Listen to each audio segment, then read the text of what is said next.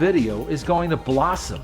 Every possible type of motion picture will be put out in home video, and as many people as you have in the world, that's how many interests there are, and they will want to see everything. It was always a bit of a thrill to pop one of these VHSs into your machine and see a film you couldn't see anywhere else. I was there when it was like thriving, and then there when it started dying out, so it was there for me to just kind of like, okay, like, oh, you come with me. We're still watching tapes nowadays. I mean, we're not in our flying cars, but we're still watching VHS tapes from, 1976. Why VHS? Why not?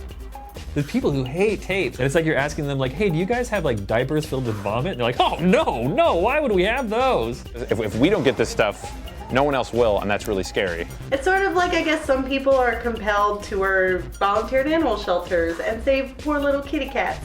And I felt compelled to go to thrift stores and save those poor lonely VHS tapes. Look at this. Oh, that smells so good. And you know what? I only paid about $1.25 for this tape. So VHS has always been just like fucking my balls. That's my manhood right there.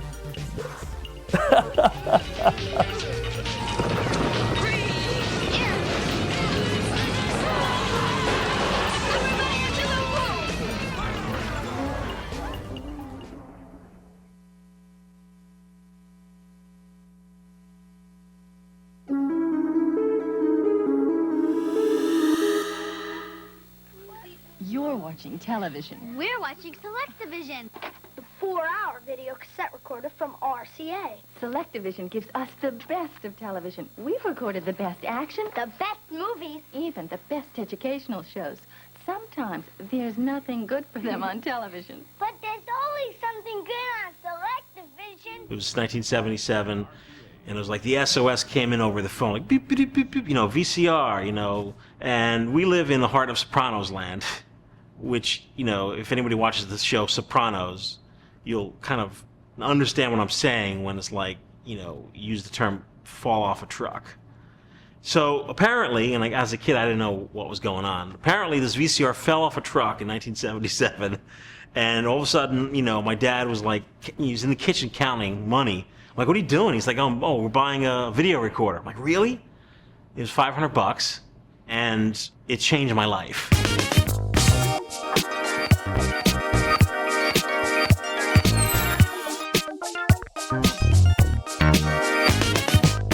I was 4 years old and my grandfather brought home a top loader VCR, and we could not believe that you could watch movies at home. Like, we couldn't get our heads around it. And not just because I was 4, but like, my 58-year-old grandmother was like losing her mind. She's just like, so anything we want to watch. And it was based, of course, at that time on the availability of any given title, which was pretty sparse. But as the expanding selection became available, like, it really seemed like this bold new world. And there's that talk about people thinking like TVs were going to replace movies, back in the 50s.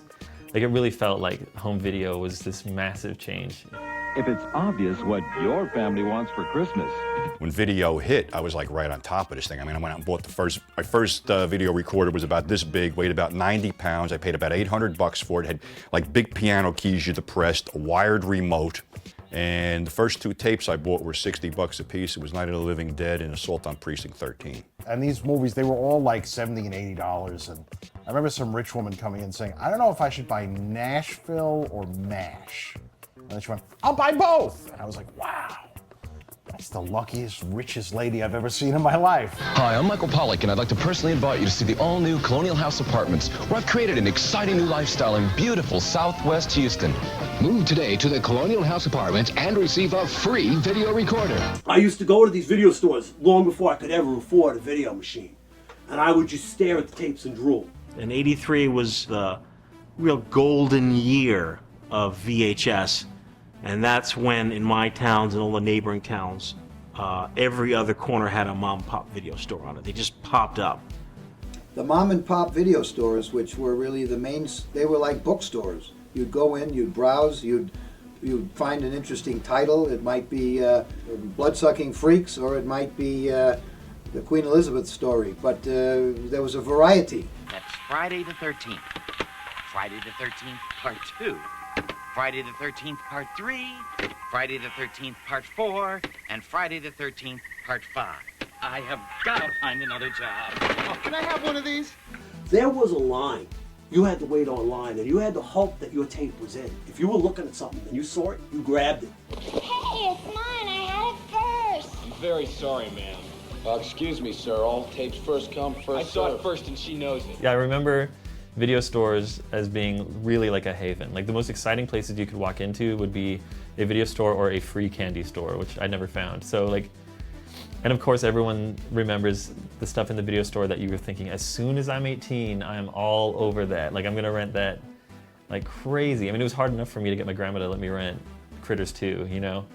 But I remember, of course, like the big box cover for Return of the Aliens Deadly Spawn, just like screaming to me, like touch me, you know, like it really, stuff like that was really just like such incredible forbidden wonder. You know, as a kid, you could go into the store and buy, you know, rent unrated movies, X-rated,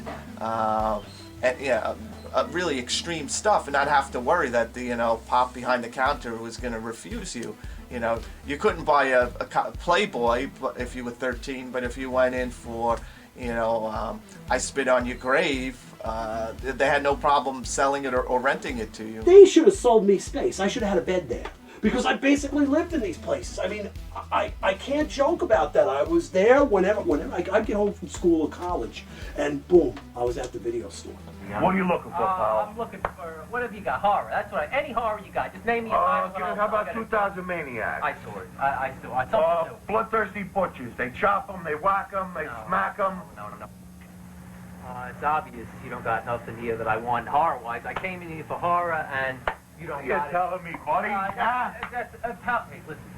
How about something just a little bit romantic? You know, I wanted horror. It's romantic? How about love story? Love story? All right, well, hey, don't touch me! It really was a thrill to own that video store in that period. Then Blockbuster killed it for everybody. I've never seen 10,000 tapes in one store. There's so much kid stuff. And I can keep them for 3 evenings. Ordinary video stores don't even come close to Blockbuster Video. So back in the 80s, late 80s or early 90s, Blockbuster all of a sudden became, you know, the monster. Blockbuster was the beginning of the end. Blockbuster was truly the beginning of taking any personality out of video stores, out of all that stuff, out of just the entire culture. Blockbuster Video has a policy not to rent R-rated videos to kids. Other tapes even have a youth-restricted viewing sticker, so the CSR spots them easy at the checkout.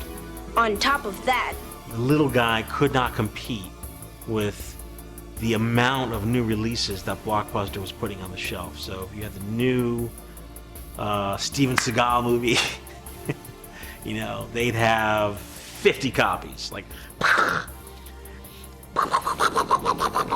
now Steven Seagal is hard to kill. Some of them had a fair selection of tapes, but I feel like they probably only had those tapes because I imagine they absorbed them from some mom and pop shop that they destroyed and bought out.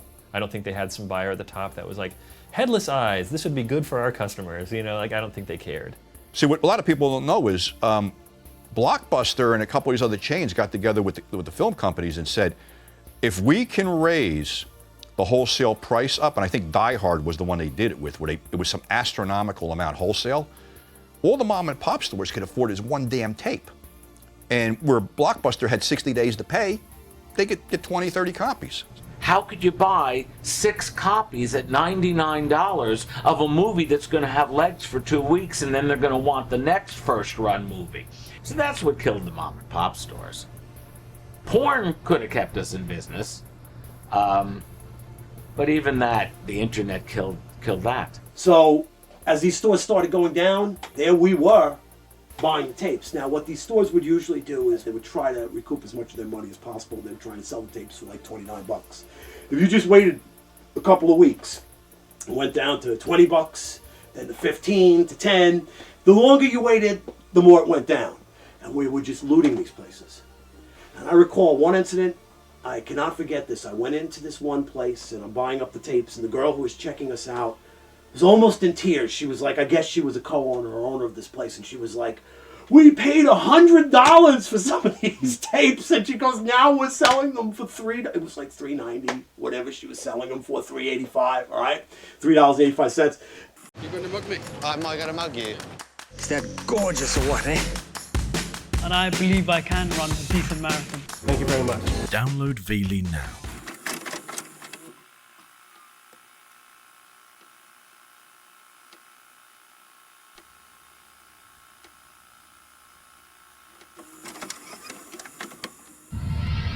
This is DVD. And this is what happens when you watch DVD.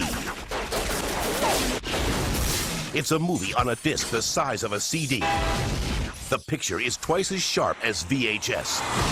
DVD came along, and stores, you know, just small-mindedly started to ditch all of their VHS. Like, yes, we have DVD, like, it's here. And they just started making room for the DVD stuff, really, you know, brazenly destroying their stock of VHS tapes, regardless of whether or not these tapes were movies that had become available on DVD. I was working in a video store when they released the very last commercial VHS. It was a history of violence. Oh, yeah. There were a lot of people there that missed VHS. I don't know if it was just abstinence or poverty, but they were not getting DVD players, and they would always come in and say, why isn't this out on VHS? And I'd be like, I know, right? When the DVD train showed up to town, I believe my brother got a DVD player and the movie Gladiator and was like, check this out. My initial reaction was like, shit, I might have to buy one of those, that's really cool, but there was no way I was gonna ever give up on the trusty old tape. Luckily, a lot of the movies that I love now, I first saw on VHS when you could barely make out anything. And I wonder if I would love those movies nearly as much if I saw a nice new remastered clean print of it. You know, if I didn't already have that first impression with something where I could see all the faults in the makeup and I could see just everything crystal clear, I don't think I would have had the same reaction to a lot of these movies. I think videotapes are better than DVD because they're just more durable. And if you can drop a videotape on the ground, it'll still work. If you watch it 100 times, it might flip at the beginning, but it's fine. But if like a DVD gets like a little scratch on it, it might just be broken forever. It just will skip and freeze and you can't enjoy the movie. I hate it. Like this thing is built like a tank, and it's still like, how old is this? This is probably from 84. It's still like, it still plays, and that is a remarkable thing. I watch so many movies that sometimes I'll be in the process of watching multiple movies at once, so I can stop something, put something else in, watch it, stop it, come back to it another time. I find that very pleasurable. I personally don't care for VHS. The DVD is infinitely better because you've got the commentary tracks, you get the history, I just got the full collection of Laurel and Hardy, and it's terrific because you get all sorts of history along with it. These are amazing. I don't care if anyone likes these. If I'm the only weirdo on the block with my tapes, that's fine with me. I don't have a problem with that. If no one else appreciated it, if they were all worth nothing tomorrow, I'm still going to enjoy them. I'm going to look at them and get pleasure out of what I feel is the value. You sometimes feel like you're saving them. You're rescuing these tapes from wherever they're sitting. They're getting moldy. They're being ignored. They're not being watched. I'll pull them out of wherever they're sitting and actually watch them. Put them on a shelf, treat them really special, make sure the humidity doesn't get too much, make sure they don't get sunlight on them. I'm protecting these old movies from being ignored, from being lost, from being forgotten about. I kind of panicked and was just like, well, I don't think this movie Ruben and Ed is going to be on DVD anytime soon because it was a huge flop. So I better buy this, you know, while they're getting rid of it. And that's what started my collection. It wasn't like the same thing that drives me in collecting comics or other things, but really just the fear that these movies were just going to be completely unavailable, which is still totally valid. There's movies you can't get. There's just no other format that they're available on. Those tapes that are lost in limbo, that's kind of a shame. I mean, some of those are really good movies.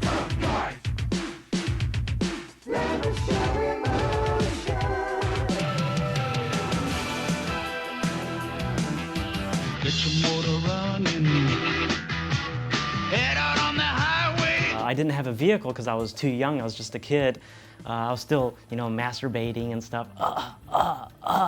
And then I would go, hey, Dad, let's go to the grocery store, because grocery stores had used VHS tapes back in the day. Walmart had used VHS tapes. But what does this previously viewed sticker mean? That means you can buy a previously viewed video cassette at a low price and add it to your home library. Okay, let's buy it. You could buy, Richard Norton movies or Cynthia Rothrock movies for like $5 each, and I just started collecting more and more. I was only collecting my favorites. And then we came upon this farmer's market in a place called Lacey, Washington. I used to live in Washington State. And most of the stuff they sold in there was like homemade baskets and just like crap for stepmoms to buy. And there's this one guy in the corner whose name was Big Daddy. Big Daddy, I think his name was. I think his name was Big Daddy. Yeah, that seems right. Like, he was like a weird old guy. He kind of looked like Slim Pickens, and he had, I don't know if it was a glass eye or his eye was just like glazed over, but one of his eyes clearly doesn't work anymore. And he just had a bunch of old VHS tapes, because in the 80s he'd owned video stores. And now he was like retired and grumpy and just like sitting in the corner of this crappy farmer's market for white people. And he was totally embittered, and he just had great tapes. Everything was $1. And he was always pushing the porn. He's like, you young boys, you should get the porno. That one's got some serious action in it. Oh, it's so good. And we're like, these awkward nerds. Like, no, we don't have, genitals. We just like have a love for these movies. He's like, well, you like all this other trash. Why not some butts? And we're like, no, we just want monster movies. That was actually probably the beginning of me really buying like a lot of collecting a lot of stuff. He was our hero. He was our Jesus back then. Like, people go to church once a week. We went to Big Daddy. I just kept doing VHS because I was like, I'm finding out of print stuff and it's cheap, so I can get more for my buck, because I was really into it for like the films. So I just kept going, and then till I'm at the point now where I have, I think, 2,733 films. I know how many tapes I have because I keep track of them, and it's numbered. So right now I have 3,912. Last time I counted, it was like right at a little over 4,000 tapes. How many tapes total? Like 15,000, but most are in my garage. At one point, I know I had about 22,000. Because I was about 18,000, then and that's not counting all the chunks of like the porno and stuff if I get hits like that. But overall, with all my obscure stuff and a lot of the PAL stuff, C-Cam, about 22,000. People will make and collect anything. Anything that's on the face of the earth, a worm that's crawling on the ground. Somebody will see it, they'll pick it up and say, gee, he's got a nice green spot on his head. They'll take him along and collect him. Anything is collectible. So is there any logic to this? No. There are people that were sorry to see VHS go, but I say collectors should have what they want. Anytime something's 20 years old, it then becomes collectible. It's a proven fact in everything. Even if nobody likes it, 20 years later, someone's going to have a soft spot for it. I think a lot of it is nostalgia, and I think a lot of it is folks my age. I mean, I'm in my mid-30s. I grew up on VHS. Just like I grew up on cassette tapes. And so there's a certain percentage of people like me that are always going to have their cassette. I mean, me personally, I got 1,500 VHS tapes at home. I'm never going to get rid of them. It's like I said, it's like vinyl. It sounds different, it looks different, it feels different, and I think that's how a lot of us grew up watching movies. And so now that we're older, we want to go back to seeing them the way we did it. The VHS, it's a VHS. It's a big old bulky piece of shit that looks awesome, and it's got pops and crackles, and you got to adjust the tracking. You can, if you don't have a fucking remote, you're just like okay, and and then there's like cool shit. You got the fucking little video logo blasting up there, and trailers at the end, maybe, you never know, at the beginning. Like, look at the colors. They're starting to bleed together. Even if it's still like a very new VHS, there's always going to be a slight bleed, and that bleed kind of has very soft, organic texture, and it just feels closer to the body.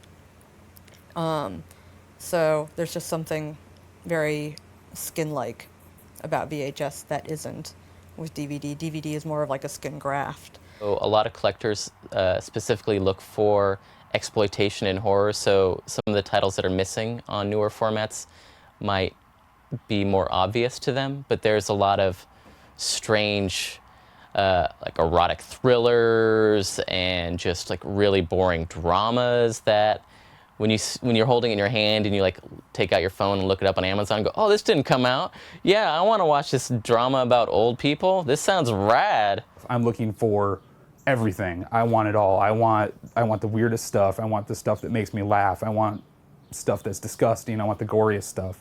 A lot of the stuff that appeals to me is stuff with amazing cover art. If it wasn't for the artwork, it was dull, plain covers with nothing on them. I don't know how interested I'd be. The cover art sells it. It makes you want it, even if the movie itself is horrific. If it's a total piece of garbage, it's something you gotta have. For example, like Spine or 555. These are not quality movies that you're gonna see anytime soon. These are for hardcore freaks. These are for the VHS nerds that want stuff that goes beyond or does stuff that other movies shouldn't or wouldn't.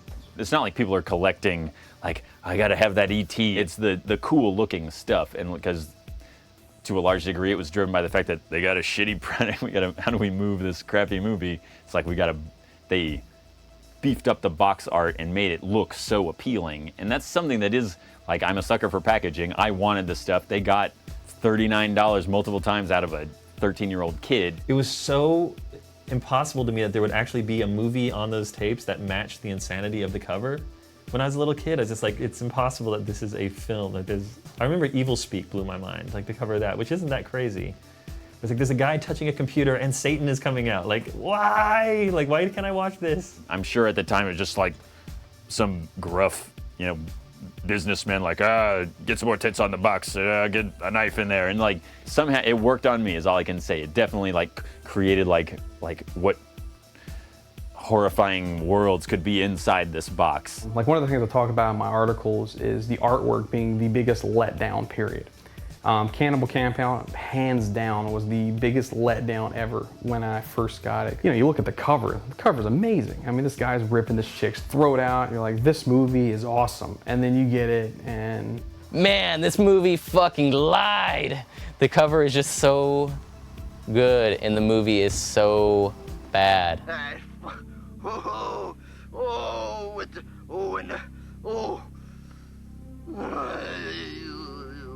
I love VHS covers that lie to you. I used to be tricked all the time and be like, oh man, that movie looks exciting. Oh boy, that's great. And then you watch the movie and be like, this is just some British movie from the 70s. Like, this isn't like some late 80s sex movie like it promised in the box. It's really a bummer. Like, when you find this tape with an awesome cover, like ninjas exploding out of Jeeps with machine guns and stuff, and that doesn't really happen. It doesn't really happen at all. Like, if there's no pictures on the back of the movie, then it's probably a lie. Like, the cover's probably lying to you if there's no images from the movie at all. And there's a lot of that where it would be like, oh, look at that cover, that's gonna be great. And it's usually, for whatever reason, always some awful like British film from the 70s. The stuff that I look for when I'm searching for tapes are basically bad decisions that have been released. The types of boxes where you pick it up and you think, I can't believe someone signed off on this. Like they said, like, they saw the box and they went, put it out, like, that's it, That's the stuff I look for the most. The bad artwork, the bad decisions. All right, here's what you gotta do. Let's take this movie from 1972 and then we'll get like some lady who was fired from Baywatch to pose on the cover wearing a werewolf mask in 1991. And the covers like that are just a total falsehood and a lie. But that's kind of adorable too, because in a way that's just like another version of a bad idea. It's like an old woman, dressed like Britney Spears. It's like you're trying to sell this thing that nobody wants, and the way you're trying to sell it is also unappealing to begin with. But at least you tried. It's kind of cute. Please leave.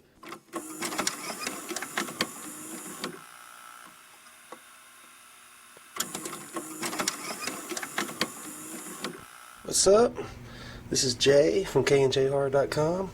Just going to show you my video vault, also known as the horror room. Walk in and start panning around. Well, here it is. Finally get to show it off. Proud to be able to do so also. Yeah, this room here carries about 2,200, and when it got full, and it's full, I had to move on somewhere, so I went back to my bedroom, and I had shelves that I got from a video store that was going out of business, and they just so happened to fit perfectly in my bedroom. So I started just filling those up. The total comes to about 4,200 and some. Anybody who collects horror films is collecting them from a deeper reason than, oh, I think that's cool because it's a horror film. No, there's something inside you. You want to own all the horror. You want to know all the evil. You want to possess it. Just gonna look at some special tapes.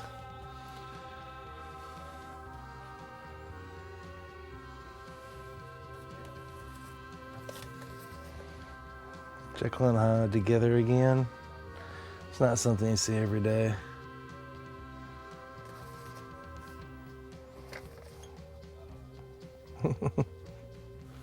This one here, this ain't easy to get. Zombie versus Mardi Gras. Beads, breasts, blood. Come on, it's perfect. It's what we're all here for. Things, things, things, things too.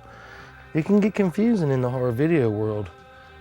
These two things here, they're the same movie. This things here has nothing to do with these things. This things too is a sequel to these, but yet not this one. Up here, you're gonna find the stuff for the true gore hound. The person that says, oh, I like my stuff rough, tough, and bloody. This is it. This right here is the true blood and guts of your collection. When you have this particular row in your collection, you don't go there much. Every once in a while, though, you want to go there. I piss on your grave, I puke on your grave, I spit on your corpse, I piss on your grave.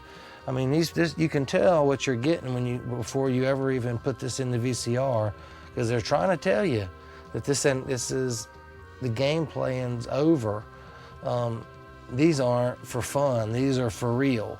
So when you put this in, you sit down, you come away changed a little bit.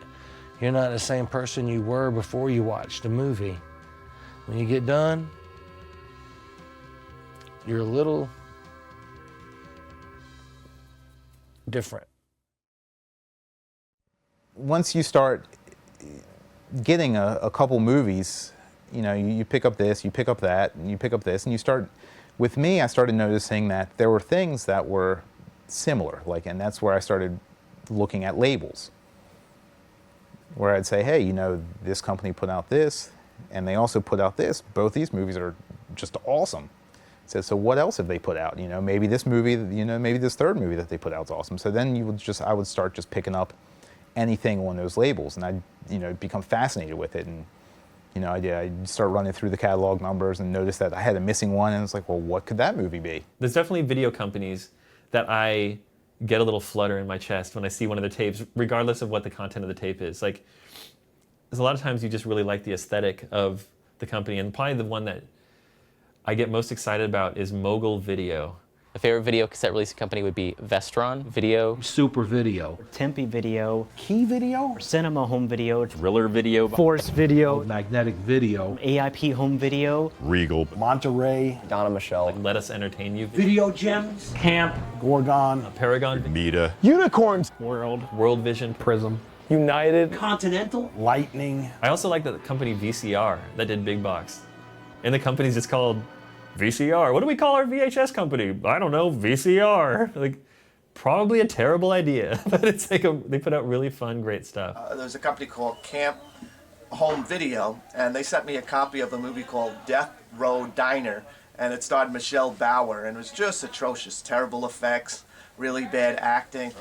Oh, grandfather. That was over 40 years ago. And since then, a real creep has taken over the studio. And he's turning out bad pictures. This girl I was dating at the time, her father had a voracious appetite to, for videos. It could be any kind of video. He didn't necessarily like horror movies, but he liked to watch stuff, especially if he didn't have to pay for it. So getting good with the family, I'd always bring over my videos. No matter how bad they were, he would watch them. I'm hungry! A few days later, I get a call from the first person I lent the movie to, says, you know, at the end of Death Row Diner, the film ended, and then another film came on that the distributor must have taped over before sending you this video. And I says, oh, okay, what was the other movie? He says, it was a gay porno movie. Oh, shit, I lent that to my future father-in-law. I hope he didn't make it to the end of the movie, because then you would see this hardcore gay action going on. What company had the coolest titles and the coolest art, something that you could display? And I mean, hands down, it was Wizard. Head and shoulders above the rest would be Wizard Video. Wizard, of course. Wizard. Be Wizard. Wizard. Wizard. Wizard. Wizard. Wizard. Wizard. Wizard. Visit. Well, Wizard Video. I'll start it over so I don't sound weird. I mean, Wizard took the cake. The intro to Wizard, you know, you had the little coming together and the guy flicking his finger and, you know, the wizard doing his magic. It's just a taste of things to come. You're like, oh, you know, the wizard flicked the shit. Now we're gonna get scared. When you see a Wizard Video big box for the first time, if it's minty and nice and it's got really clean artwork, I don't know how you can't be attracted to it. I don't know how you can't just want to rip it off the shelf and run home with it. And for those of us that grew up seeing those in the store, you know, it's your dream come true, being able to take one home, being able to walk away with one and have it on your own shelf and make your own little video store in your house. I remember actually one time at a flea market, there was a guy who had several like beat up Wizard boxes or Wizard stuff for sale. And then he, I don't know if he ran a distributorship, but he came to I was like 12 years old at the time, but I was like, I want to buy more. And he was like, oh, I got a bunch of those. And so later on, he came to our house and like sold, and like my parents let him in. Like, it sold me a bag full of Wizard videos. I'd like to know if there are video companies that put out one tape and just like completely lost all of their money. Like, oh, we'll just put our son's college savings into this. What could go wrong? And they put out one tape in a big box, and then we're just like, oops, you know. Did you know even Tampax got into the VHS game? This is how big VHS. This is why in 2012 we're still able to go into a store and pick through 4,000 VHS tapes, because it was so big when it happened, and there's so much stuff still out there that never made it to DVD. It's our job. I don't think Tampax VHS. Tampax VHS never made it to DVD. No. I do organize my collection. I organize it in several different ways. Primarily, I file everything alphabetically. I have certain genres filed separately. I have martial arts and my mexploitation collection filed separately. There's not really a method to the madness. There is to me, but not to somebody who hasn't been putting them up on the shelves themselves. If I got one, and I did, let's just talk about this. This right here is Vampire Hookers. It's also known as Night of the Bloodsuckers. So obviously it's going to have to go near it. So Night of the Bloodsuckers was already right there. So when I came in, I just had to I had to find one that could go. I pulled it out, slid it down, put my Vampire Hookers directly beside my Night of the Bloodsuckers, went and took the other one back to the other room and had to make room for it. Once I hit 1,000, I asked for a label maker from my mom for Christmas, and her being awesome got me one. So I just went ape shit. I have like sub-genres. Slasher, power tools, killer animals, full moon worth buying, mad doctors, a rape and revenge section, zombies, appliances, holiday slasher films, medical horror, occult supernatural bums, called Get a Job, You Shit Your Pants. I have too many. Dormarth room, where like everything has its little typed up label and even has some funny names for sections. It's beautiful. It's great. Like, it's amazing. I love it. And I like the idea of, like, I feel like a Sasquatch movie to just know exactly where all the Sasquatch. You don't have to remember, especially if you own a lot of movies. You don't have to remember, like, what is the Sasquatch movies? People can do like the alphabetical, but if you're looking for a certain genre or a certain type of movie, if you get in a feeling to watch a certain type of movie, you're not just going to be like, oh, that's definitely in the F's. Well, as you can tell, super into segregating my big boxes from my clamshells, and I like company. Really kind of like mediocre, like OCD, like I'm just a tiny little enough where I fucking hate big box, you know, like little slip sleeve, clamshell, big box, slip sleeve, I don't like that, man. I like, you know, I mean, look at that, dude. That's just filling space, dude, and having everything the way it is. So what I do is you know, all my clamshells, fucking hard cases, whatever, organized by company, by size, and then with all like my fucking slip sleeves, I alphabetize. Oh man, motherfucker. You know, I don't think ahead, ever. I usually think about a lot of things before I do them. I never put space, so when I get new titles, I can just like jam them in there. So I have to move every motherfucking thing. It takes, at this point, it takes like a whole fucking day, dude. Like seriously, if I had fucking money, I would just hire some like fucking little art student kid to come in here and just like fucking make my fucking photocopies, you know, send my emails, ship out my packages, and organize my fucking VHS collection. I decided to rearrange my room one day, and I'm, you know, moving stuff around. You know, you have these big shelves, and you don't want to pull down all your tapes and then have to put them back up. So, kind of try to jimmy the whole shelves. And I hear a noise as I have this one in front of me. And I'm like, what the hell is that? And then all of a sudden, everything just explodes because the one that I couldn't see behind it had actually started falling towards me like a domino, and I couldn't see it because it was blocked with the other one. So it hit this one, VHS tapes flying out, smack me in the face. I fall on the ground. I have 2 full things of VHS tapes land on me. I had like cuts all up, black eye, and like, so almost a true death by VHS, I'm convinced. I was in Chicago 3 days ago with Lars Nilsson, who's another VHS collector. And we went in the store that was like specialized in selling used movies. And we went up to this girl that was in there who was probably like 23 and like super alternative culture, you know, and so we figured maybe she'll understand. And we just said, hey, do you guys have any videotapes? And she looked at us, she's like VHS tapes? We're like, yeah. And she goes, those are obsolete. And she enunciated it as if to like really disregard us as humans. There's people out there who are like, they don't make VCRs. Why would you buy VHS tapes? And I'm like, no, they're still there. You don't just throw something away when a new format comes along. When DVD came out, you don't take VHS and just chuck it out the door. You have to appreciate that. It's just like our World War I and World War II heroes.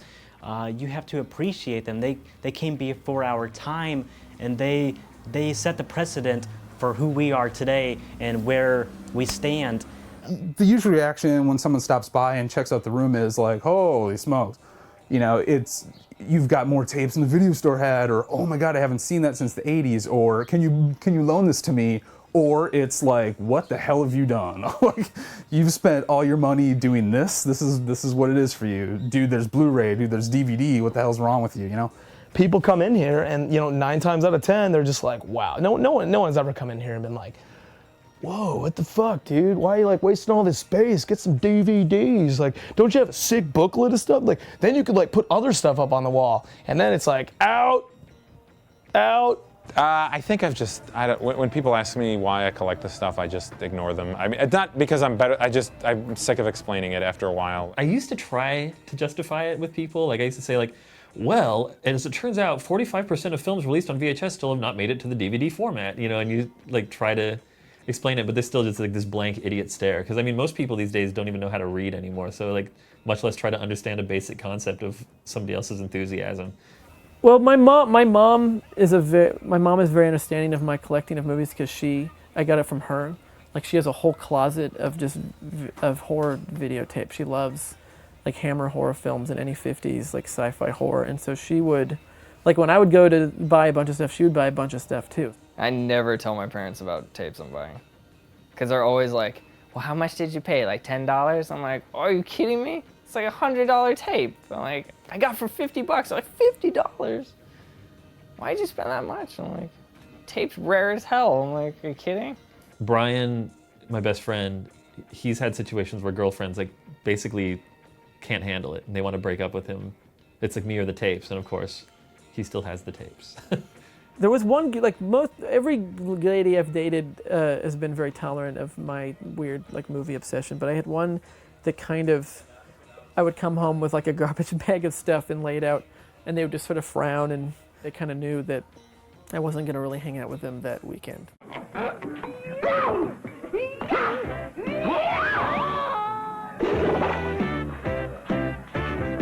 I get the look from her that's like more tapes, but it could be worse. I could like sports, you know?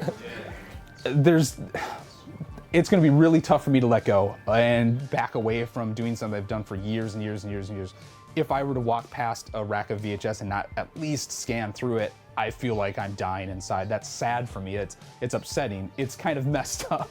It's just like a habit. It's like I don't even think about it. Like I see a tape, and if I don't have it and it looks good, I have to have it. If it's got a good cover, I have to have it. You almost go through withdrawal if you go for a little bit without picking up anything new. It's like, oh, all right, I need to do something. I need to get out of here. I need to find something. Yeah, you could stop. Anybody could stop if they wanted to.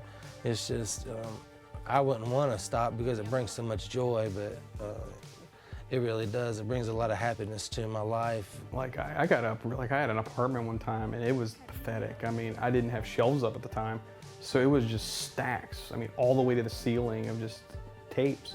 And I did a huge purge then, and I remember like a week after I did the purge, I felt like a family member died. I just had that gut feeling inside of me that I was like, yeah, I shouldn't have done that. I would rather die than sell off my video collection. You know, I mean, it really has become like a real habit. Like when people, you know, make analogies with using, you know, like, oh, his record problem, it's like heroin for him. And it's like now VHS has really gotten to the point where people are as obsessive as record collectors.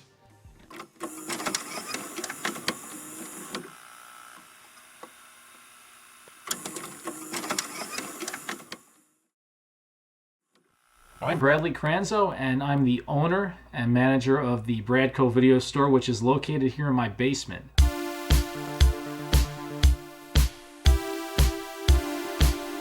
I never intended to have a video store in my basement. I don't know, it felt right. I always like going into a video store and, you know, just messing around, looking through titles and renting. There's a feeling that you have when you're in the video store and you're going through the movies and you're trying to figure out what you want to watch that night. I can't even explain it. It's almost like when you go downhill kinda and you get like that sort of butterfly in your stomach type of feeling. I don't know if that's an exact description of what it is, but it just feels so good to have a video store.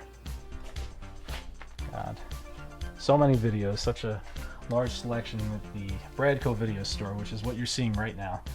Right now we're in the action section, and just so many great titles here that I've amassed over the years. Operation Nom with Donald Pleasance, that's a really good one. Or at least I think it's good. Most people probably say it's crap. Now this is the horror section, which is definitely my favorite section. Guys, oh, this one is a direct-to-video classic in my opinion. Wood Chipper Massacre. Right, now we're in the drama section.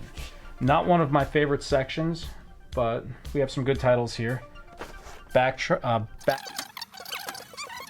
Here we have one of the most entertaining things down here in the video store, and that's the Blockbuster Gumball machine. This baby I acquired just recently, within the past 3 months. The Blockbuster by me on St. George's Ave in Linden was going out of business, and they had 2 gumball machines. Unfortunately, I got the one that didn't have the key to it. Hey, blue, my favorite color. There we go. That's good. Tasty. All right, so now we're going over to my video store counter. This counter right here I got from my friend Mike, who used to own the Palmer Video in Kenilworth, New Jersey. He sold me this for practically nothing. The stipulation, of course, was I had to go there and take it away myself. And the counter was so big, as you can see, I actually had to cut it in half just to get it down my basement. And it was crazy, but it was worth it. As you can see, I've got the full effect going here. In front of me I have, not VHS, these are all beta tapes that you see here. Got my old Epson computer from 1990, and this computer is so old that it doesn't even have a mouse. Anytime you're in here scrolling through it, you have to just use the up and down, left and right arrow keys to move, and that's basically it. And we also have a movie review book here for anybody who wants to come to Bradco Video and check over a movie before you rent it. Make sure you're not renting something bad. And behind the counter is where I keep all of my porno titles. We have VHS and Betamax porn for rent here, as you can see. And overall, I mean, I just really love movies, and that's why I got into collecting so many videos and basically building my own video store in the basement. Watching a movie and renting it, it's kind of like a, I don't know, it's fun, and it feels like something that's natural and should be around forever, even though video stores are going out of business. I think it's going to come back. It's like anything else. It goes away for a while, but at some point, a lot of people start saying they miss it, and before you know it, somebody brings it back full blast. And everything goes full circle. Whatever is gone will not be gone forever. It will come back. VHS, which is probably like the most maligned format of any entertainment since the 8-track, has also fostered this world where people are spending like more than their month's rent on a single videotape. Back in the day, you could get a video for 15 bucks and feel like you were spending some money. And today that same video might cost you $150, no joke. You get 2 or 3 people that want the same tape. I mean, that's all it takes. And the thing will go through the roof. It's just whoever has the bigger wallet. I've never spent like more than $20 on like a pair of shoes. Like I don't buy, like I'm not a rich man. I basically don't go over $15. That's my limit. Yeah, I'll only pay like 20 bucks, you know, tops for anything. 30 bucks for a tape. Like I try to draw that line, because otherwise you just end up like selling plasma, you know, or like selling children. The most was 60 bucks. Every once in a while there's that tape that I just know I never see. I look for it every fucking day, you know, search for everywhere for it all the time. And I mean, most I've spent is like $100 on a tape.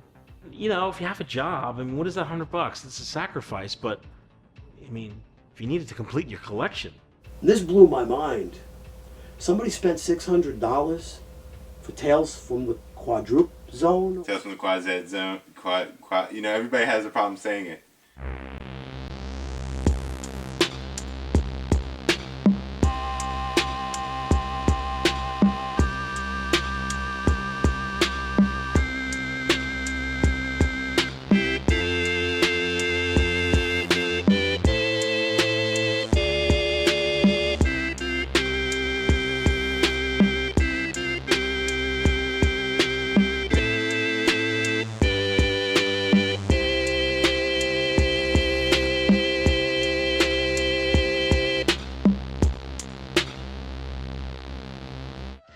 Tales from the Quad Zone is the tape that everyone and his brother wants to get their grubby little hands on. It doesn't matter if it sucks, it doesn't matter if it's cut, it doesn't matter if it's covered in slime and goo in some crusty dude's basement.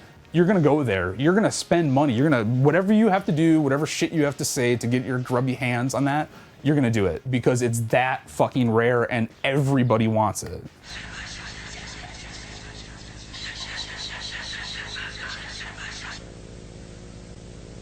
Tales from the Quad Zone. Huh? That sounds good. Nobody famous in it. No plot. There's a ghost kid, I remember. There's a ghost kid that magically appears on the couch. And I think even at one point, maybe before he appears or after he disappears, it seems like there's an indentation in the couch. Otherwise,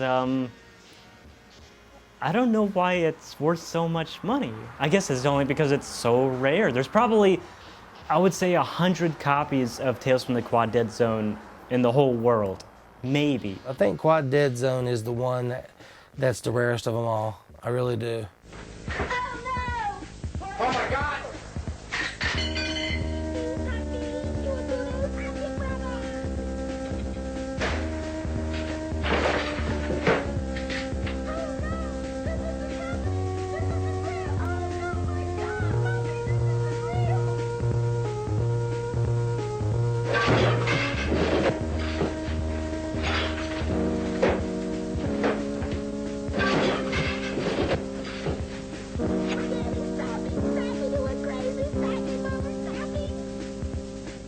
Tales from the Quad Zone is, that's 10 out of 10. It doesn't get any better than that. Tales from the Quad Zone sums up my love for this stuff, really, because you have no idea what is going to happen next, why it was made.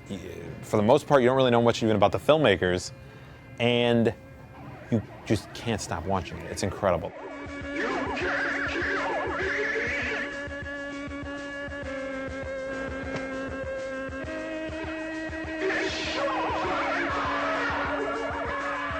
I actually, even just to show how big of an idiot I am, I mean, the freaking cover of Quad Dead Zone on my arm, so. Quad Dead is a movie that made a big splash on the VHS scene when a guy bought it for $670 or something. Right, it was like just below $700. But the last copy of Tales from the Quad Dead Zone I bought was in really good shape. It had one sticker on it. I bought it for $2. And the ironic thing is I bought it at a bookstore that sold VHS tapes, and they always looked up the prices on Amazon and eBay of what these tapes went for. So somehow, the lady probably typed it in and was like, this movie's not showing up, must not be worth anything. But I was like, hey, wait a minute, Chester Turner? So I put it on eBay immediately. I was super excited and thought I was actually going to own it. And I was like really happy for a week. And initially I was actually one of the original bidders, and it was at like 30 bucks, and I was like, max bid 100. These guys were all writing to me and going, would you take $100 the next day? Would you take $150 a couple hours later? Would you take $200? Okay, Eric, I'll give you $400 for this tape. And I was like, guys, you're not getting this VHS tape for any amount of money. You got to bid on it. A day later, it was at like 150, and I'm like, 200.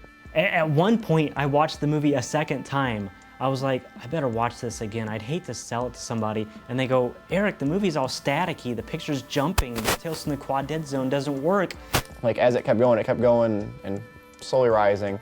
Then one day I'm like, I really, really want this. I've never paid that much for a tape in my life, and I never will. But I was like, 300. And then I got outbid, and like someone had a higher tab on it. So I was like, okay, they can have it. I will never have this, and I don't like my life.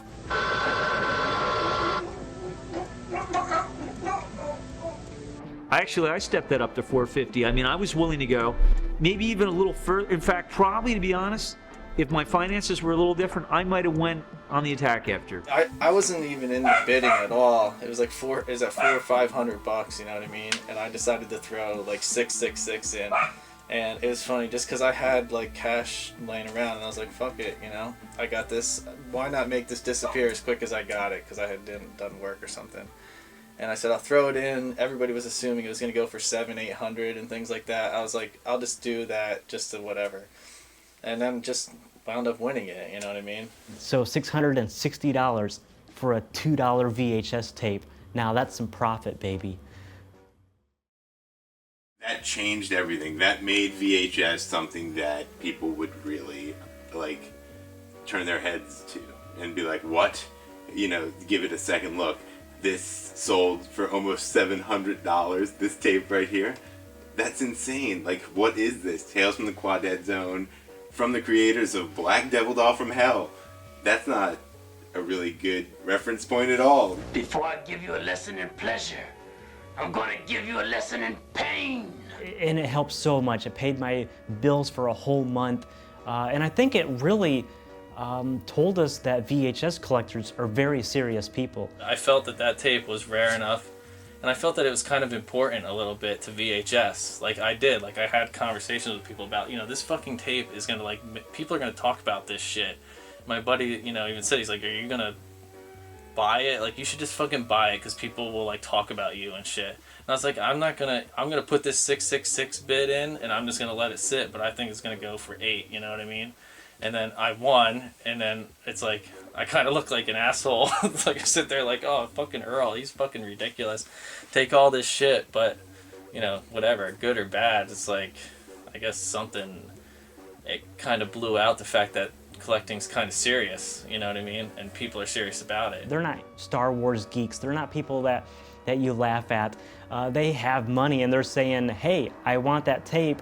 I'll give you some serious money for it. I'll sell my vehicle for that VHS tape. If I had an extra $600 to spend when Tales from the Quad Dead Zone was on eBay, I would have paid every penny. If I'd have seen it, I'd have bid it, because that's too low. That's too low. That's not enough. I'd have won that easy because, see, I'd have opened up like there and finished up at 1100, and that's not a kid. I'm not joking a bit. No doubt, 1100 would have been my final on the Quad Dead Zone, and I'd have won. Earl paid $700 for this, and I, just a couple months after that, was out at a porno store in New Jersey where I just bought like 300 tapes, probably between me and like 2 other people. We just filled a convertible VW Bug, and then I get a call when we're on our way home saying there's a video store in Staten Island that is going out of business and selling their stock, so you better run down there. So we're like, okay, I guess we'll go there. It was a video store that must have been in business since day one. Bayware Video in Staten Island. And they had everything. They had literally everything. And I saw this on the wall, and I had a heart attack. I was just like, I grabbed it, and like I had already had like 20 tapes in my hand that I pulled, like, and you know they're on the wall empty. And Harvey, the guy who runs the place, had them all behind the counter. You had to pull them. I had to drop all 20 tapes and put this up there and be like, hey, this one, do you have this one? I didn't even think about the other ones anymore. And he pulled this one, and I was like, all right, now I'll move on, as long as I got that one. And I paid $3.33, maybe? That's the dream, is to not have to spend more than a couple bucks on something because you found it, you know, because your hands are black with porno dust and you've been out all day breathing in gross weirdos' skin cells. That's why VHS collecting's fun to me. I mean, I might not have like 40,000 tapes that I bought online, but I mean, I have tapes I like, and most of them I found in person. The fact that people are collecting strictly through the internet is really sad, because it's such an amazing experience when you walk into a store, and nowadays it's usually like a store that maybe was a video store 12 years ago, and since then they've been selling beepers and cell phones, and they just like still have some of that old shit in the back. And you are truly like spelunking, like you are an archaeologist of lowbrow culture, and like that's an adventure, like it really is. It's not comparable to a food you like, or good sex, or like getting promoted. It's like, it's a different thing of like, it's like the closest I'll get to like searching and finding treasure, like being like, I loved Goonies when I was a kid, and it's like that I wanted to be in that movie and find like the secret passage in this treasure, but as an adult, I have no interest in money or finding treasure, but like finding like a videotape of a thing that I've been looking for, or didn't even know I was looking for, just finding it and stumbling upon this magical thing is a great feeling. 90% of the time, you're going to find nothing, and it's going to suck, and you're going to get really excited, and then your day's just ruined, and you're just pissy towards everyone. But that awkward 10% where you're just like, your excitement, you're just like, oh, nerd boner. It feels like getting your first boner. Like, it's just like a rush of blood, like out of your head. You get lightheaded. It's almost always in some sort of store that is just completely dusty. You can't breathe in it. Your eyes get really big, and then it's just, your eyes start to burn almost, because those places are always filthy. I can't tell you how many times I have gotten cut open, gotten a cold, gotten sick from being in some dude's attic when it's raining or snowing, or going to a yard sale when no one else wants to go, going into the worst parts of town because I heard there's a tape store there. You're calling places, you're hunting, you're asking people, you're getting phone numbers of someone that might know something about, maybe I have one in my garage.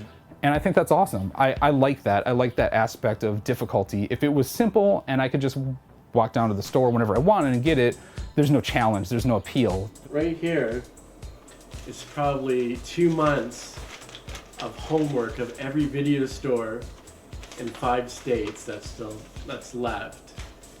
And I didn't call these store once or twice. I called them 3 times to make sure that we're still in business, because the second time I did it, the link shrunk by about 40 stores, and it was only like a 4-month period. Like every time I go anywhere, much to my friends and wife's chagrin, like I have to be constantly mapping out every little town we pass through and calling every number in the yellow pages just in case the store is still there.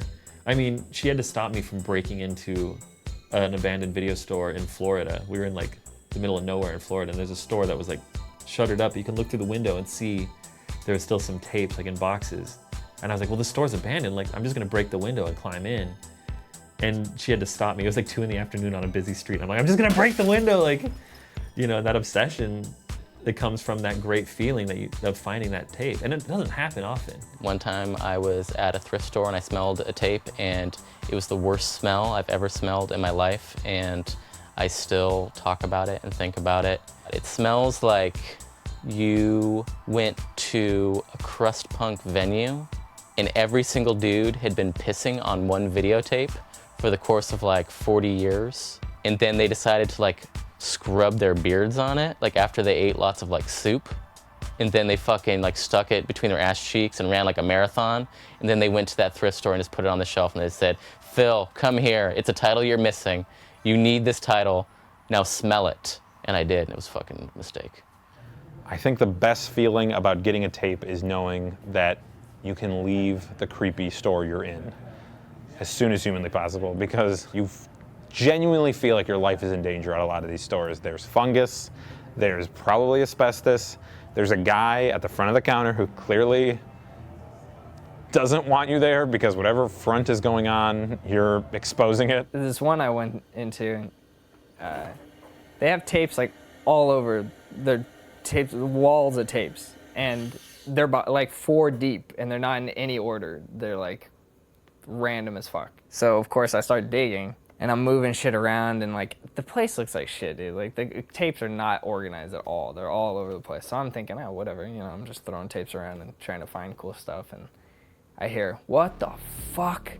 What the fuck do you think you're doing? I'm like, oh shit, like I didn't even know what I did. Like at first I'm like looking like, you know, did I step on something? Like what did I do? And he was like, you just fucked up my store, man. Look at this shit. And he was like pointing at the tapes. He's like, you just disorganized everything I set up. I'm like, looking around the place, I'm like, organized? Like, I was scared shitless. This guy was like big and he was getting in my face. And I was like, on the one hand, like, do I leave? Or would he get even more pissed? Should I organize this stuff? Like, I'm like trying to put tapes back, but should I touch him? Like, will he get even more pissed? Like, my heart was pounding. I'm like, what do I do? You know, and I had like stacks of tapes I was buying. I'm like, well, dude, I'm buying all these tapes. He's like, I don't give a fuck. I don't give a fuck what you do. And I'm like, okay, maybe I should leave. And then back in my mind, I'm going, I really want these tapes. And I'm like, so can I keep looking? Or, and he's like, I don't give a fuck. And I'm like, okay. So I'm like carefully looking as he like mumbling and going back to the cashier, and I'm like, man, I don't even know if I'm gonna be able to buy this shit. Like, so I take up all the stacks of tapes, and I'm like, so how much are these? He's like, well, they're $5 a piece. And I'm like, oh my God, no, now we gotta pay $5 a piece for all these tapes. And it's like, I bought at least 100 tapes. I was like, fuck. Can I even say if I could put some back? Is he gonna get pissed? And he's all, you're cool, man, $20. I'm like, oh, okay. He's all right, have a good day, man. I'm usually the only person checking out VHS tapes, and one day I noticed this guy like on my tail. I'm looking at tapes, the guy's like, oh, those tapes are $1 a piece, and this guy is immediately on the other side of the table right over my shoulder. I'm like, oh no, this can't be good, you know. Finally, I'm at a table that's got a nice big spread of all these tapes. I'm like, okay, I'm going through them, and I see him approaching, and I've got pieces in my hand and some terrible looking action movie. I mean, like PM level stuff or something. And so I just set him down, and I see him immediately go boom, pick up a couple other things. I was sizing this guy up. I'm like, who is this guy, like looking for horror tapes too? Or he was like looking at pieces, and I was like, as soon as he put it down, I'm like, oh, all right, he just thought it looked cool. And he walks away, and I'm like, thank you. How much are these tapes, sir? When he got those, he's walking away. I'm like, hey, buddy. And so we started chatting. Found out he did have a bunch of tapes. I thought maybe he was just some dude like trying to flip them on eBay or something. So I asked him if he wants to sell me some tapes. And then that afternoon, I'm over at the house. I was like, hey, come over, have some breakfast, and look through my tapes, and come over for movie nights. And we've been hunting tapes together on and off since. Yeah. I love that there's an instant camaraderie when you meet another VHS collector. I've got serious friends that I will always have, people that will be there forever because of a nerdy hobby. Those people, you make bonds that aren't easily broken. That's something that you don't just forget about it. That's something that you don't see with other things either. It's just a weird, you know, I guess magnetic material that we're all really attracted to. I was never on Facebook or anything. I wasn't into that kind of deal. So they got to a point where I wanted to network a little bit, and I noticed there was nothing for horror VHS, and I kind of assumed there would be. I don't know why. So I just created a page, and it was around the same time when I was talking to people through email that were eBay people, you know, that like reached out to me. Like Lewis Justin was he reached out to me through eBay. He noticed like I was sniping him out now and then. Ed McHale too, because I started purchasing stuff off him and things like that. And then we were talking about VHS. And then I kind of entered Facebook or whatever, and then I made the page, and those guys all jumped on board, and it kind of just kept going. Horror VHS Collectors Unite is amazing. If it wasn't for that page, a lot of stuff that I hunted for and looked forever, I wouldn't have in here right now. That's provided me with friends. That's provided me with people to talk to about my nerdy, crappy hobby that wastes all my money. That place is amazing. It's full of knowledge that's all free. It's full of people that really care. It's full of people that would bend over backwards to make sure that they can find you a copy of some horrible movie that you haven't seen just because they want you to see it, just because they're cool people. We're all family. We all bicker sometimes, but for the most part, 95% of us, we all get along. We're all like Vietnam vets. We went into the jungles and we found those VHS tapes, so we got stories. Like, it's not just all these mystery people out there collecting tapes and saying this is rare or this is cool or whatever. It's like you're getting all the real knowledge about it, plus how popular it is, and plus if it's shot on video, what year, what label.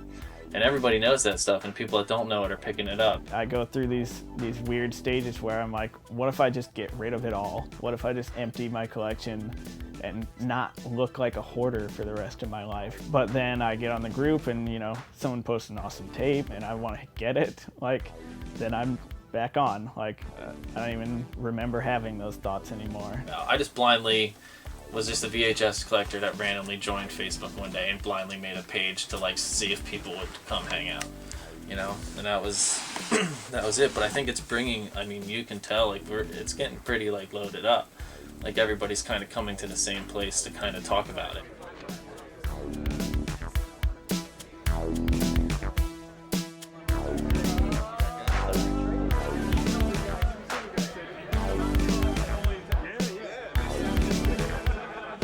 Can I curse? Yeah. I feel like it's fucking awesome. I'd say for now.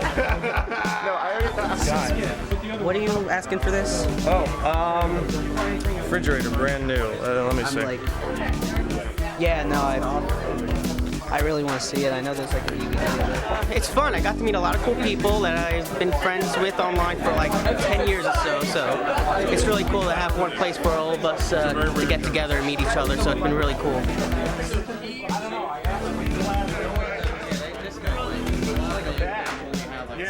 I haven't even looked at enough VHS yet since I'm finally getting settled down from putting the show together. But I mean, it's an awesome turnout. It's awesome to see everybody in person and have the whole crew here. Everybody gets to meet everybody, and tons of tapes, tons of good tapes, not your flea market junk, you know, lots of really rare stuff. Like, I'm surprised. I have $3 in my pocket. I didn't even spend anything yet. I got to go tap the Mac. I'm putting all kinds of stuff on layaway and things like that right now. Cheers, man. My buddy sent me a link, and it was an age verification for a website, and you have to be at least 17 to get into this website. And the age verification was, what is this? And it was a picture of a VHS tape. And I was like, wow, like, really? Like, is it that bad? Like, but I mean, yeah, like, some people don't even, like, know what a VHS is. I think VHS was so vibrant, such a part of everyone's life around the world for so many years, and there was so much product made that it's going to take a long time for it to be dead, so to speak, as a legitimate format, and especially when there is a ton of important work, film work, documentaries, how-to videos, even home movies that are done on VHS that have yet to be discovered or archived or talked about or written about. If I can go home and watch it, if I can show it here, if it's not available on any other format, if there's no other way to see it, you know, how is it dead? How is it dead if there's multiple films about it? How is it dead if people are excited about it and re-releasing and putting out new releases on this format, you know? So for somebody to call it a dead format, I think is premature. That there's forums and, you know, websites and zines and magazines and all kinds of shit dedicated to VHSs. It's awesome. It's awesome that there's a movement now, VHS movement. The moment I think that sparked the VHS like resurgence, it started with the video invasion articles, because obviously Horror Hound is a very popular, esteemed magazine. And then of course the New York Times did articles like the best zombies, the VHS won't stay dead. It's almost had like a second video boom, and that's one thing that's kind of cool. It's just everyone kind of got behind it, and it's almost like a movement. Outside of little pockets of folks I know that are still into VHS, I think most people are unaware that that there's a cult around this format, and that's what it is. It's a cult. You're not into some devil cult bullcrap, are you? That's not allowed in my neighborhood. It's really just been in the last few years that this revival of interest in VHS has come to the fore. I think it's always been within people, but it's become an actual marketed product now that's been successful, I think, for the people who release in that format, for the right type of movies. With DVD being king for so many years, the idea that we'd ever release another VHS tape seemed, impossible. So, but lo and behold, we did it. It's The Basement, part of the Camp Retro 80s Big Box VHS DVD 5-film collection. The reaction was far better than it would have been if we released the film in '89. I own a handful of the new releases on VHS. I can get behind that. I think that's cool that in 2012 someone cares about putting out a movie on VHS tape. It's kind of bizarre. I appreciate it, when, especially horror movies. If you're gonna release it on VHS, make a nice cover, do something cool, make it stand out, make it look like the tapes I remember when I was a kid. If you do that, and it's well put together and it looks professional, people like me are going to want it. People like me are going to hunt it down and look for it. I'm gonna rip your fucking heart out for your eye socket. Oh, fuck. It'd be kind of cool if more bigger studios would get behind it and give it kind of that one little bump up, see what happens. I mean, vinyl came back, why can't tapes? We are planning to do a VHS release of something now. I can't remember what it is. I'm not sure even why we're doing it. I think it's just our fans wanted us to do something with VHS. So I think we're, what are we doing? What was it, Toxic Avenger? What are we doing? We'll do anything that our fans tell us they will buy. But which one is it? Bar mitzvah films if they're going to buy. Anyway, we are currently preparing, I think, a VHS release of Toxic Avenger and I think maybe Poultrygeist. But it's only because our fans at conventions some of them seem to be VHS nuts. The VHS culture has gotten weird. Because even on the Cartoon Network show, Regular Show, there was an episode about VHS where the characters they only will rent VHS and they will go to one video store because it has it, and they lose this tape called the best tape in the world. What would it cost to just replace the tape? You're not gonna like it. Dude, just tell me. $1,000. $1,000? It's a rare out-of-print VHS, a piece of film history. It's a piece, all right. Then they find the tape and some weird troll has it, and it's like, and he's like trying to get them to read his VHS fanzine, and it's just like, this is a kid show, so I mean, it's obviously came back, and I like it for the most part. We fucking called this. We're like, we knew. Like, this shit is awesome. You can't fucking pick up some of these titles and be like, never in the history of the world or anyone fucking find this cool again. Yeah, right. Well, I think the VHS comeback is like, it's something that's accessible to everyone right now. It's like treasure hunting, you know what I mean? Like, there's VHS all over the place, and all somebody really has to do is say, oh shit, I got 20 VHS up in my attic from 10 years ago. They're all my horror movies, I'm gonna break them back out and I can grab some new ones and what the hell, throw them on the shelf, and then suddenly like they want Wizard Video. They didn't even know what the fuck Wizard Video was, and then they're like, shit, I need all the Wizard Video. There's people who are getting into VHS because it's a nostalgic throwback to an era that some of them weren't even alive during, you know? But that's fine. And then there's people who are into it because this is the only way to watch some of these movies. Like there might be a more efficient way that takes up less space than collecting a bunch of tapes, but efficiency, in my estimation, has never equaled more fun. Like, oh, that's more efficient, hooray! Like, wee! You know, it's just like, who cares? Like the fun comes from doing things the way that make you feel happy. And so I like watching tapes. There is this other universe of stuff out there that goes so far beyond, and it's still never ending. Like I'm still looking for stuff nonstop and digging, and it's never gonna end until it does.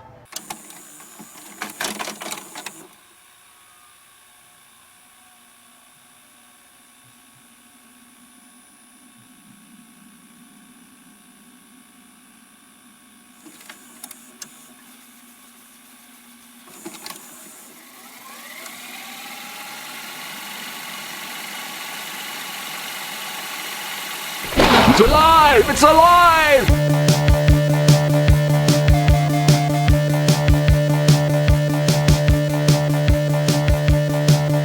I love that people are collecting it. I think it's just absolutely fabulous.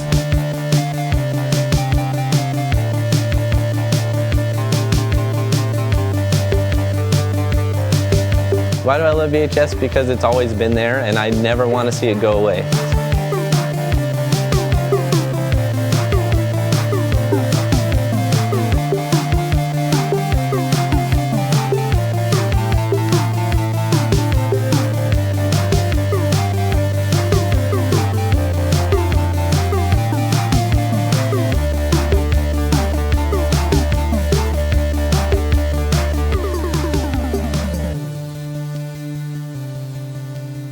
They'll play right on. They'll be playing. I'll be long dead and these VHS tapes will still be playing.